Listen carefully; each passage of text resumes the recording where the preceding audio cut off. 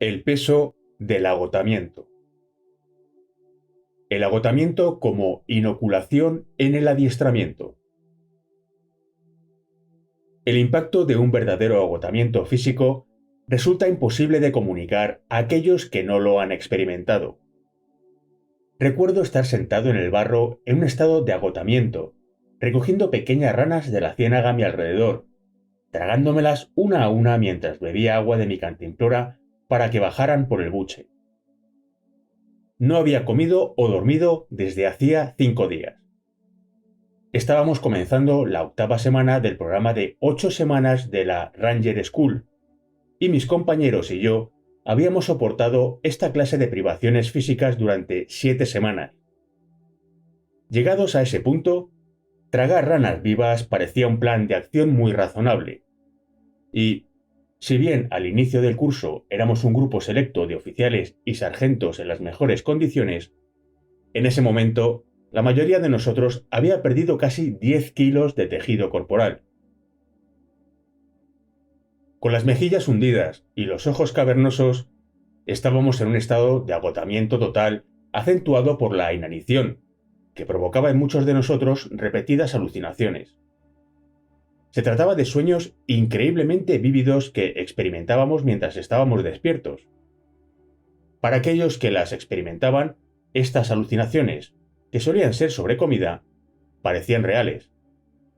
Acarreábamos mochilas de 20 kilos por las montañas de Georgia y Tennessee y a través de las ciénagas de Florida durante operaciones tácticas sin fin, mientras nos valoraban constantemente nuestra habilidad para liderar. La mente se balanceaba al borde de la locura, y cualquiera podía abandonar en cualquier momento simplemente porque no había rendido adecuadamente o porque había solicitado dejarlo. Tan solo el orgullo y la determinación nos hacía seguir adelante. Durante semanas, tras la graduación, muchos de nosotros nos despertábamos en medio de la noche en un estado de pánico y desorientación. Soldados de élite de todo el mundo participan en este extraordinariamente efectivo rito de iniciación, y menos de la mitad lo superan. Probablemente sea la única escuela del ejército de Estados Unidos sobre la que no recae un estigma por haber fracasado. Por lo menos, te dice, tuviste las agallas de intentarlo. Y los graduados de esta escuela, y en diferentes grados, los Navy SEAL y la Underwater Demolition School, y los cursos de las Fuerzas Especiales del Ejército de Estados Unidos, boinas verdes, y los aerotransportados, y el US Marine Boot Camp, son respetados por los soldados de todo el mundo como individuos en los que se puede confiar en que mantendrán la calma en situaciones estresantes. El objeto de estos extraordinarios ejercicios de autoflagelación estriba en provocar al líder en combate un intenso grado de estrés para así inocularlo contra el trauma psicológico. El teniente coronel de los Estados Unidos, Bob Harris, explica cómo la Ranger School hizo esto para él antes de ir a Vietnam. Vale la pena mencionar que mi experiencia como líder de pelotón me convenció por completo del valor del adiestramiento de la Ranger School. Si bien no tuve la oportunidad de emplear todas las técnicas y habilidades que me enseñaron, sí que usé muchas.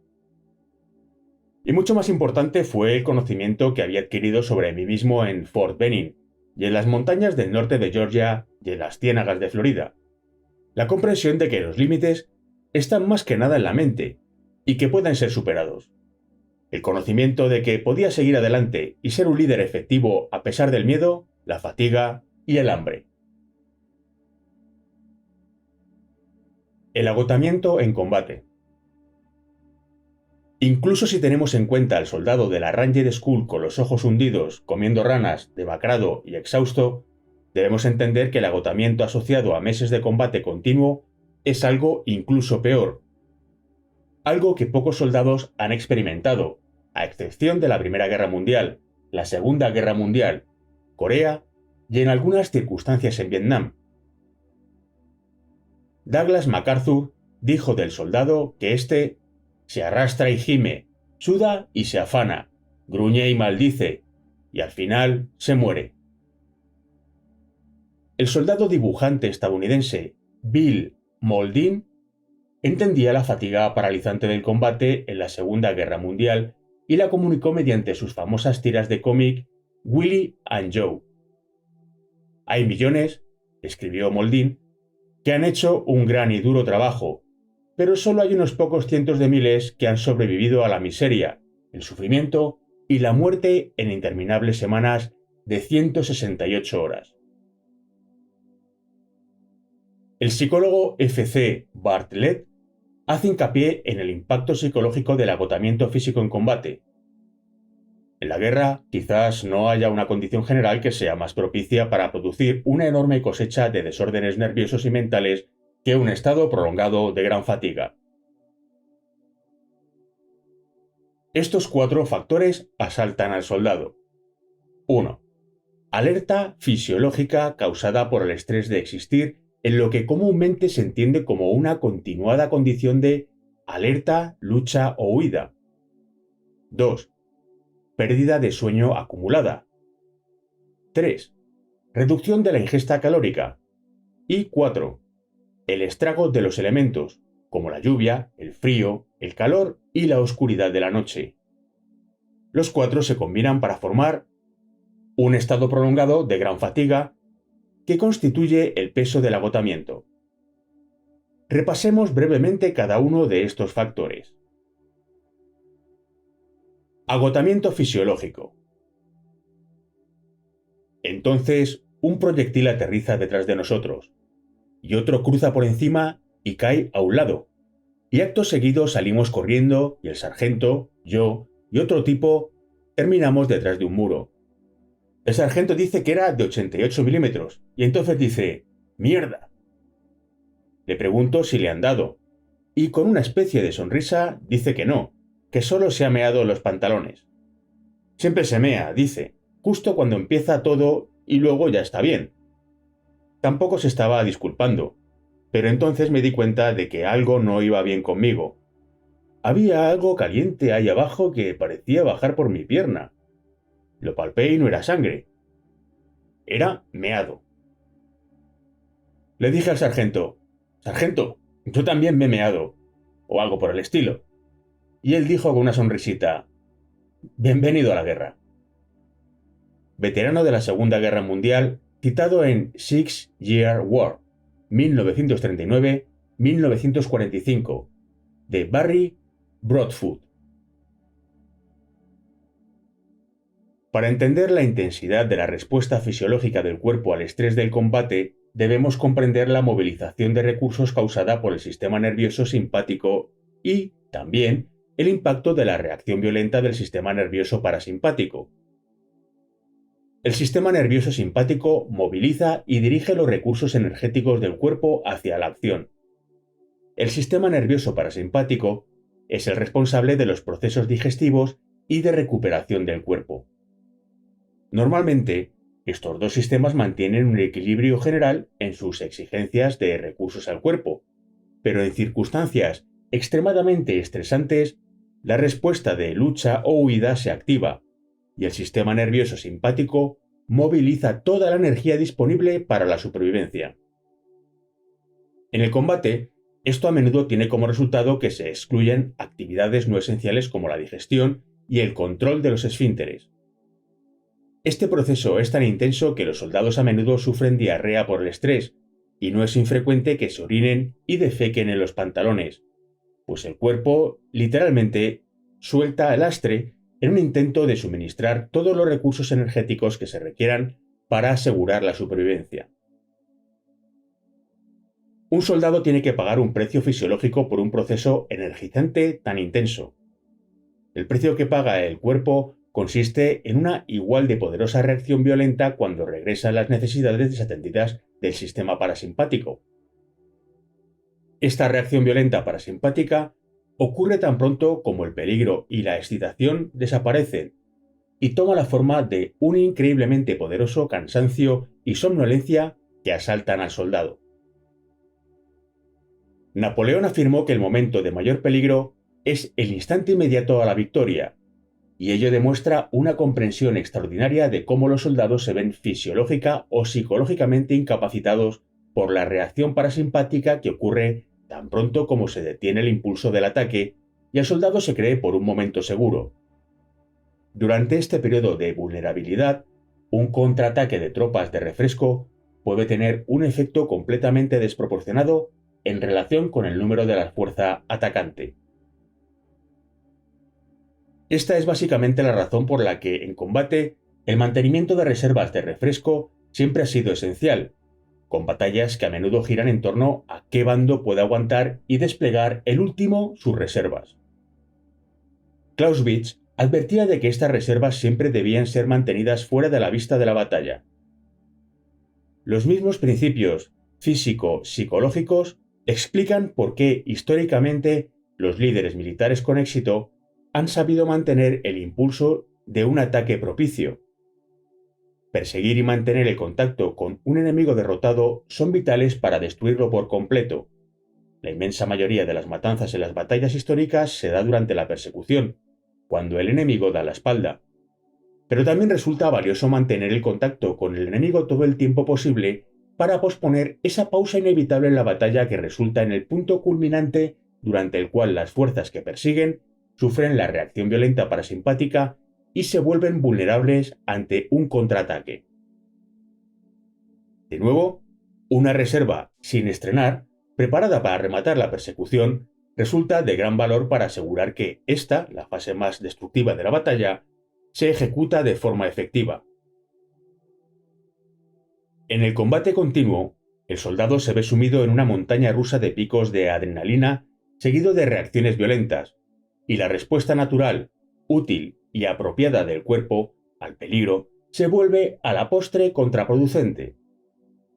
Incapaz de huir e incapaz de superar el peligro mediante un breve episodio de lucha, la adopción de una postura o la sumisión, los cuerpos de los soldados modernos agotan rápidamente su capacidad energizante y se deslizan hacia un estado de profundo agotamiento físico y emocional de tal magnitud y dimensión que parece casi imposible comunicárselo a aquellos que no lo han experimentado.